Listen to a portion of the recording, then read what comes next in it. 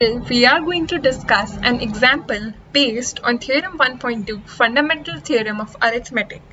We are going to see how we can apply the fundamental theorem of arithmetic in solving this question and how we can have a step-by-step approach to solve similar types of questions. So let's see.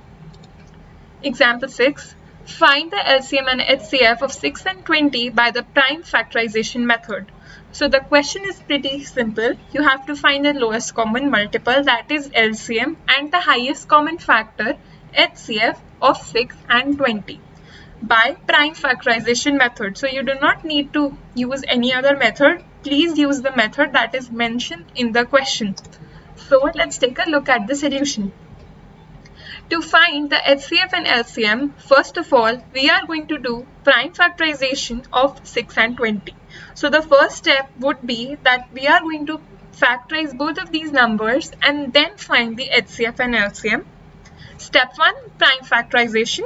So on factorizing 6 and 20, we get 6 is equal to 2 to the power 1 into 3 to the power 1. So this is the prime factorization of 6. Prime factorization of 20 is 20 is equal to 2 into 2 into 5, which is equal to 2 to the power 2 into 5 to the power 1. So here we have combined the powers of 2. So the final factorization of 20 is 2 to the power 2 into 5 to the power 1. So this was the first step. Next step we are going to see now. So now HCF is equal to product of the smallest power of each common prime factor in the numbers. What this means is that this is the prime factorization of 6 and this is the prime factorization of 20 as we saw earlier. So the product of the smallest power of each common prime factor in the numbers. So let's break down the statement and see. So first of all, we need to find the common prime factor. Then we have to take the smaller power of it and product of all the common. So in both of these factorizations, you can see that the common prime number is 2 and the smallest power of 2 is 1. So the HCF of both of these numbers is 2 to the power 1. This is the smallest common prime factor, smallest power of the common prime factor. So the HCF would be 6, 20. HCF of 6, 20 is 2 to the power 1. Moving on, LCM, product of the greatest power of each prime factor involved in the numbers. So product of the greatest power of each prime factor. So we have to take all the prime factors and we have to take the greatest power and then take a product of them. So when we write the prime factorizations of both the numbers and consider the greatest power, we'll get 3 to the power 1 is the greatest power of 3 in the prime factorization of 6 and 20.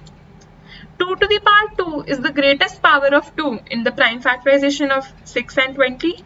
And 5 to the power 1 is the greatest power of 5 in the prime factorization of both of these numbers. So LCM of these numbers is 2 to the power 2 into 5 to the power 1 into 3 to the power 1 is equal to 60. Fairly simple, right?